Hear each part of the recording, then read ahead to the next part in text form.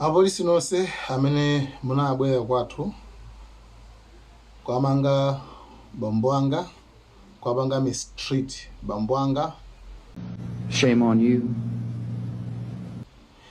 Apolisi nonse amene munaphwanya galimoto amayi anga. Shame on you. Apolisi nonse amene munamanga mbusa chifukwa choyankhula zinthu zolondola mu VN yake. Shame on you.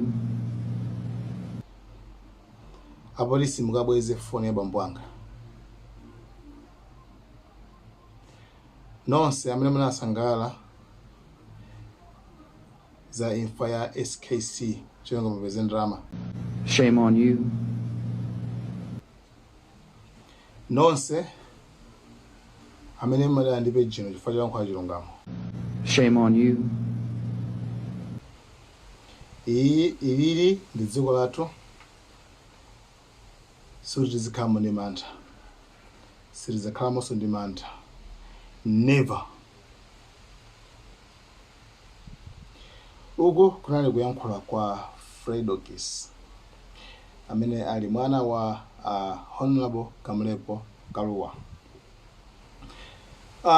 Izi zachitika kamba ka ripoti lomwe latuluka kuchoka ku Germany lomwe zina zimene zakambidwa mu ripotimo zafanana ndi zina zimene mbusa uja wakunzuzu uja anamangidwira.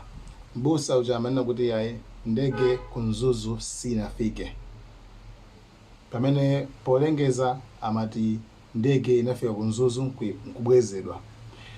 Then anamangidwa koma choyambi asanamangidwe iyeyo mawu aja amafana ndi Honorable Kamulepo Kaluwa. Ndi Honorable Kamulepo Kaluwa anamangidwa. Kenako kumeucho kumwe zinadziwika kuti yayi siwo yayi koma angofana mawu muno wake wa voice note ndi mbusa uja. Ndiye mbusayo ndithu anamangidwa. And china chimene chake chino kuti anyway milandu I think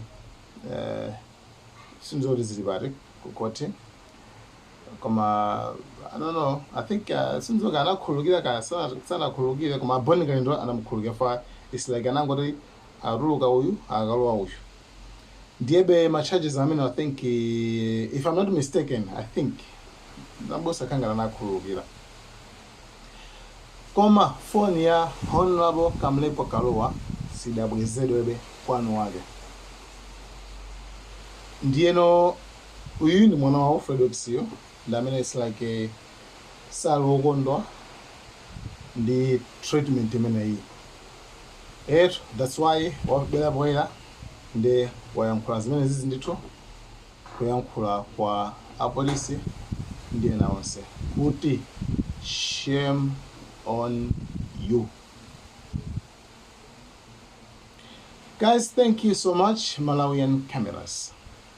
Like, subscribe, share, and comment in comment section. Good day.